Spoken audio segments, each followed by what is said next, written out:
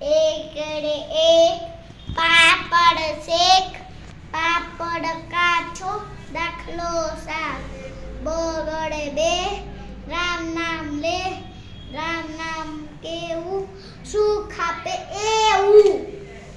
તગડે તન રોટલી વણ વાડગા ગણ ચટપટ ભણ ચોગડે ચાર કરજો વિચાર કોઠી જા